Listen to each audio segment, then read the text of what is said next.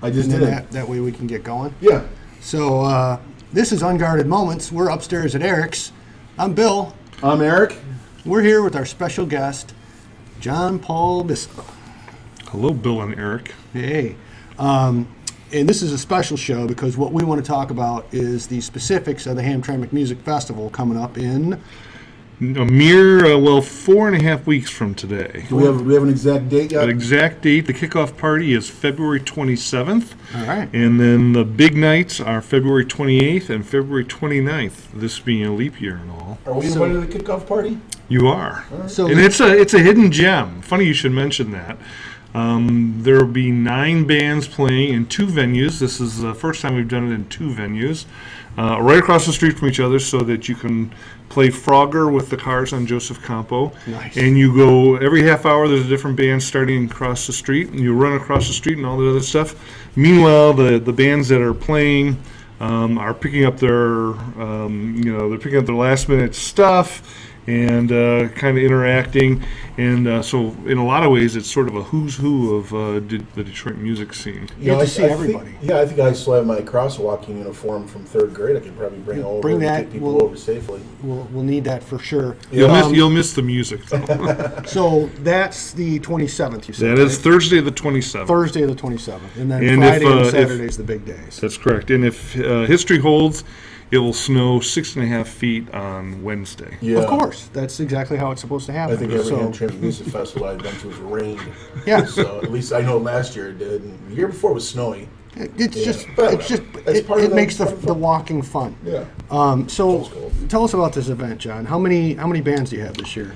This year we have 190 performers, and I don't mean to be corrective in saying performers over bands, but one of the big pushes we've had this year is to do to get like a whole diversity of musical acts, and so when you start wrapping in DJs and R&B things, R&B shows, performers, and some of the other kind of crazy things that we're doing this year, it becomes important to distinguish from the fact that we're not just doing 4 white guys cranking out alt rock, Right. and we're this push into diversity, I think, is really a fantastic part of what we're doing. And the dovetail on that, you had mentioned something to me earlier when we were talking about this, about a special event that's going on, something to do with an organ. Yeah, so you're referring to our 3 specialists at St. Florian's. So St. Florian's is a church in Hamtramck that's been there 100 years, and they have this awesome original pipe organ. Oh, wow. So it's a 3-panel pipe organ. You can look like Keith Emerson when you play it. Nice. And we have 3 non-church performers performing secular music on the organ on the night of the 29th. It's going to be the most awesome thing in the world. I know that That's Saturday night, right? That's Saturday night. Right. I know, one guy's talking about he's playing like a bunch of Zeppelin and Yes and that kind of thing.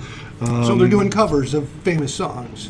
Well, more or less. but what we've told them is there are no rules, right? You can play whatever moves you.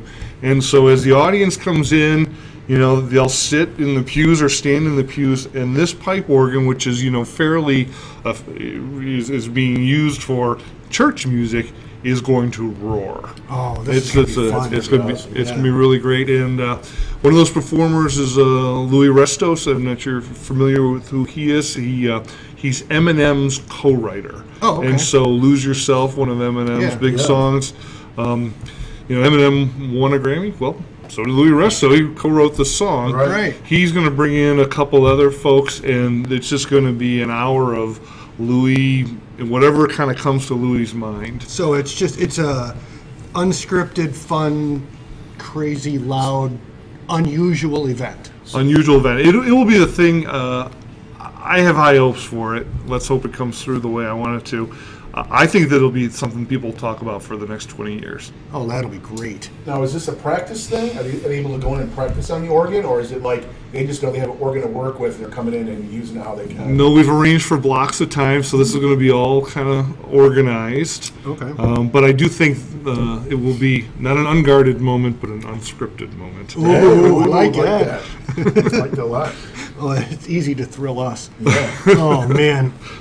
So one of the other important things that I wanted to make sure we get out before I forget is there's a method to this madness. Yeah, absolutely. There's a reason behind doing this show. First off, how long you've been involved in the organization and or parts of this show?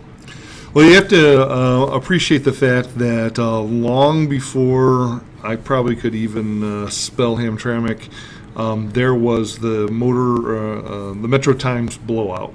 Right. And that was founded by a couple of guys in 1998. Mm-hmm. And the history of the blowout is pretty fascinating. They wound up doing 18 blowouts the last couple. We're not even in Hamtramck, but it all kind of had this same flavor, which is basically you can take all these kind of dad bars and venues that exist in this concentrated area in Hamtramck, and if you put bands in every one of them, then it becomes like kind of a contest. How many bands can you see in a night? Right. If you get bored with one band, maybe you run literally 100 feet away and go see another band. Right. And so that for me, from the very first time I attended, has always been like just unbelievably exciting and always thrilling. The bands that I've come to enjoy forever, I saw for the first time at Blowout.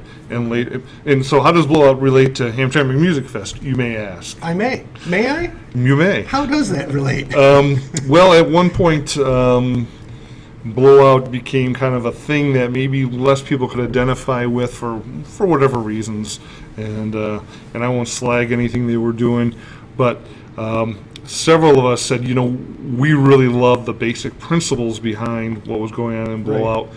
We want to do it. We want it to be in Hamtramck, and so we invented the Hamtramck Music Fest, which has always been a completely volunteer kind of thing. We've never paid a band. We've never been able to pay a band. It's completely grassroots. We've focused it entirely on local music, so there's no touring acts that are involved. Guys, as I interrupt, do you have guys coming in from out of town, like Grand Rapids bands, or? Yeah, so we define local as Michigan. Okay. Sort of the first 37 feet of northern Ohio, in Toledo, and then in Windsor. Okay. And largely it's because one of our sponsors is CJAM, and of course, they're out of Windsor. So shout out to CJAM and shout out to Windsor. Absolutely. So if you are a performer in one of those areas, you're welcome to apply to perform at Hamtramck Music Fest. Okay. So the deeper part of that question is, who benefits from this? Yeah, so any money that we have left over, we put a small pot away for the next year, and we give the rest of the money to a local charity. The last 2 years, we've been able to give $10,000 to Hamtramck High School for their music and cultural arts programs. And this is Hamtramck High School is a school that's got to provide services to a very diverse audience. They need every nickel they can to help kids, and so $10,000, every year, and we anticipate, we hope we can do at least that amount this year. That amount of money is a phenomenal boost to what they can do, and we just know that the next Eminem, the next Jack White, somebody is sitting in Hamtramck High School right now, and will get a chance to pick up a trumpet or a guitar or get on stage because we've been able to do this. So now, this is all about planting the seeds for tomorrow. Right, and it's all about, we love Detroit music because there is such a heritage here, and being able to contribute back to it and invest in it. More than just giving, you're investing in it. That's right.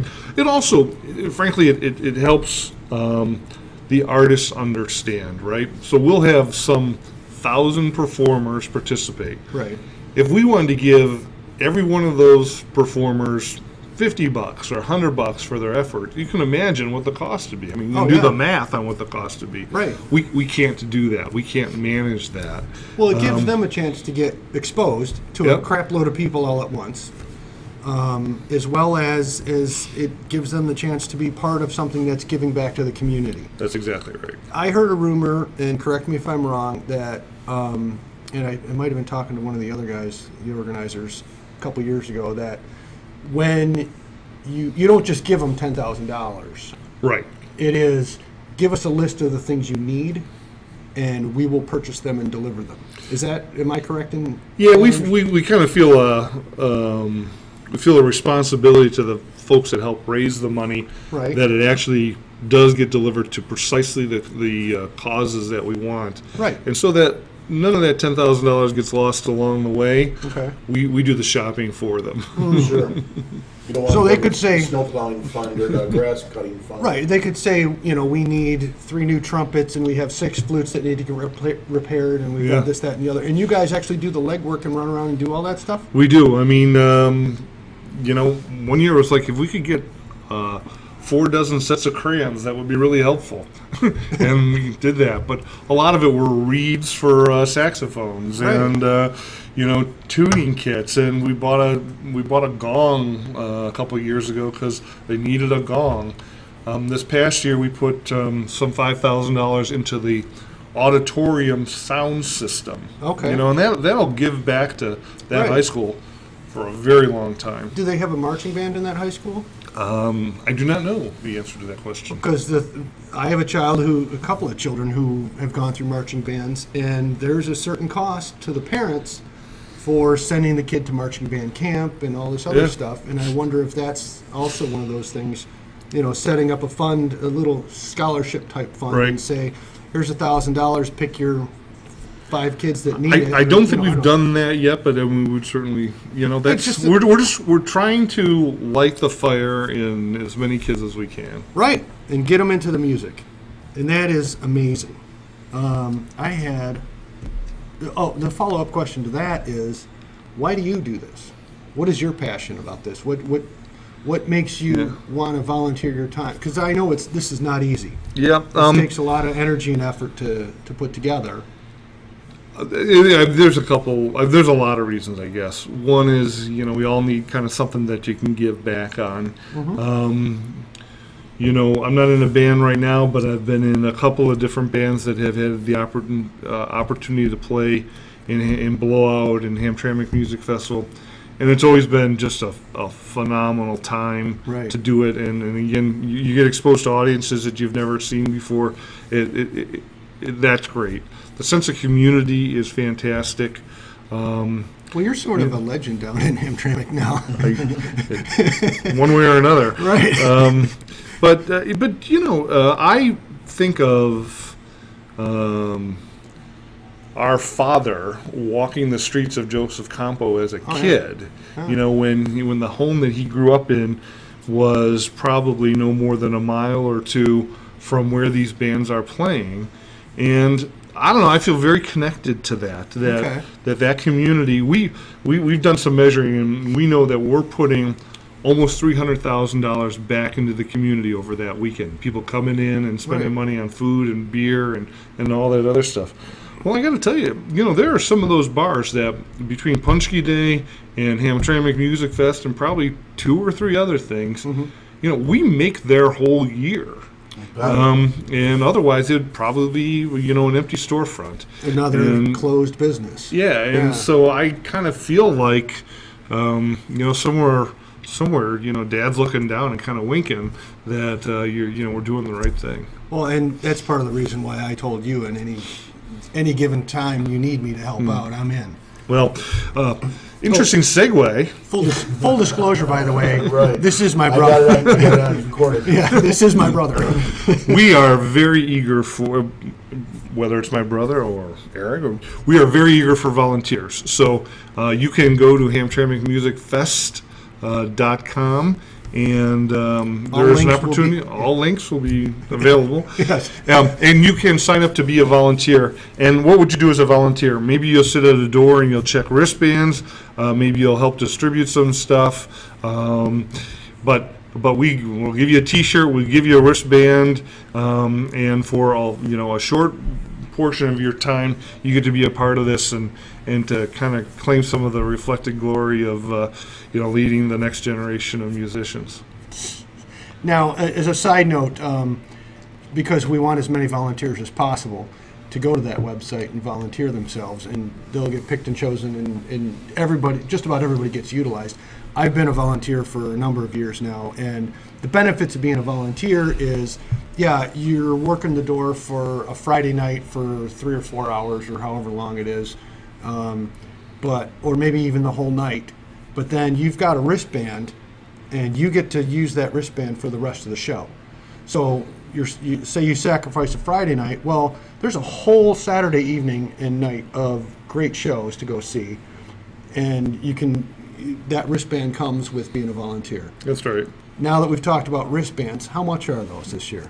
Wristband is $15, gets you in for all 3 nights. Well, Thursday night's free to everybody, okay. But Friday and Saturday night, one wristband gets you into every show we have. And there will be some daytime programming on Saturday, but the majority of the program is Friday night, starting around 7:30, 8 o'clock, right, and go till 2 in the morning. And then again, some programming on Saturday, and that'll go till 2 o'clock as well. And there's literally no stop. I have a lot of fun, like kind of looking at the schedule ahead of time and saying, I want to go see these 15 bands or whatever the number is, and then just bouncing from place to place to place, and grabbing a quick beer, yep, watching 5-6 songs, running to the next place. So, of course, we have a shuttle that that runs the length of Hamtramck all over the place. Several shuttles provided by Smart, another one of our sponsors. Yay, Smart. Yay, Smart. Thank you. And so nobody has to do anything stupid when it comes to you driving. You find a parking spot, hopefully, and you park the car and walk to your venue. And if you got to go, the next one's far away, you just catch one of the shuttle buses, and they're moving around a lot all the time. And you got there's food trucks come up too, right? We have not had a lot of food trucks in the last couple of years, okay, but certainly a lot of the Hamtramck restaurants are open, right? And so frequent those. Amicis, we always like Amicis. So we've talked about the wristbands and how to get them. Oh, how do you get the most out of the evening? I mean, because you and I have gone a couple of times before you really became an organizer, and I remember you had this piece of paper, and it was like, we're going to be here at 9:15, we're going to be over here at 10:15, somewhere in between we might have to stop over, and you just had this whole schedule, and you were just talking about that. The website will be able to show us these things? Yeah, we do 2 things. So all the times and all the venues are laid out on the website. Also a thing we call the survival guide. We'll right, publish that, and that's a short blurb that it can, tell you whether it's a speed metal band or an R&B act or whatever it is. And then you kind of put together, who you might like to see. I sometimes think that list I make is a indication of a personality deficiency on my part. But if you are so inclined, you can make your own list. But there are certainly people who go to a single venue and just park and just wait for the bands to roll through. It's whatever you want to do. You should know that at any given time that one band is playing, there are probably 20 other bands playing at the same time. Right. And so the website's going to have the list of bands available. Is that up yet? The website is up. All the bands are listed. We announced them all yesterday. But not all the venue assignments are shown. 3rd? Yeah. January 23rd, all the bands were announced, but not all the assignments are commonly known at this point. So as people are listening to this over the next week or so, yep, all 7 of our fans, which we hope to bring up to at least 12 who are not related to us. As people are listening to this, when do you think they can go on to there and go, all right, so here's the schedule, here's the list of bands, and is there a link if you pull up that schedule, can you click on something and it'll take you to a YouTube page and you can listen to one of their songs? That's something that has been in the past. I don't know. Right. Sometimes it has to do with how much progress we make. As an all-volunteer organization, Right. we have sometimes uneven outputs. But it is our intent to, make sure you can hear all that music.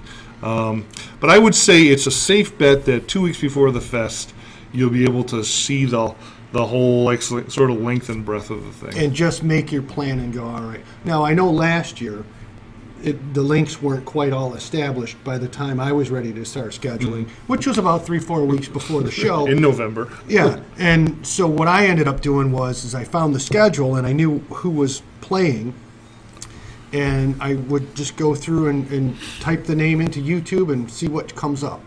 And, oh, hey, there's a couple of videos by these guys. Yeah. There's a couple of videos by and I listen, I'm like, yeah, they're my kind of thing. Or no, these aren't my kind of thing, cross them out. And that's the beauty of this show is you go to see what you want to see. Right. For $15, you have access to But the other thing everybody. to do is to go see the thing you don't think you want to see and get your mind changed, Right. and See so, something different. Now, tell the crew, tell my brother about the last couple years. Well, Bill's been very fortunate. Bill and I have gone down. Bill's volunteered the last few years at least. I've gone down to visit Bill and kind of do the bar hop to listen to some of these bands, and I've left up to Bill to pick the bands that we are going to listen to. And right now, I'd say it's probably 8 for 8. I think, pretty much. Just about every time we've gone, I've Yeah. picked up, and we've had a couple other people go with us and say, yeah, this was a great show. This band was awesome. This was perfect. There wasn't a band that I was disappointed in. Now I was going to ask you, is it possible in the future, maybe, like, in other words, there's a place in Plymouth, or there was a place in Plymouth called the Box Bar, and it was a small little hole in the wall, and they had bottled beer from all over the world. And on their menu, they had the name of the bottled beer and then a description underneath it. Do you ever think it might come to that point where you can have the name of the band and say the first might be metal or folk or... So we do a version. Maybe you have done that, and I just haven't seen We it. do a version of that called the Survival Guide, which is downloadable off the website, and it's a 2 or 3 sentence blurb that should give you a sense of whether you'd be interested in the band or not. But I will also tell you that sometimes the descriptions are a little cheeky, and you may not get any Right. sense of whether you have to decide if you like the cheek or not. Right. Well, and then, you can look at it and go, all right, well, that's even remotely interesting. And then you can do more research. Because the internet is this thing, and information is available. Well, if Bill was writing, it'd probably be real cheeky. If I were the one, might it would be skew horrible. A little bit too Right. much. So, do you want to, last couple of things real quick. We talked about the wristbands, $15 to get the whole venue. We need volunteers. You talked about that. I'll make sure that Real we quick get... on the volunteers. Yeah. As a volunteer, what would be expected of you other than tickets? Probably one meeting where we kind of lay out the plan, and then maybe like 3 or 4 hours on one of the 2 nights.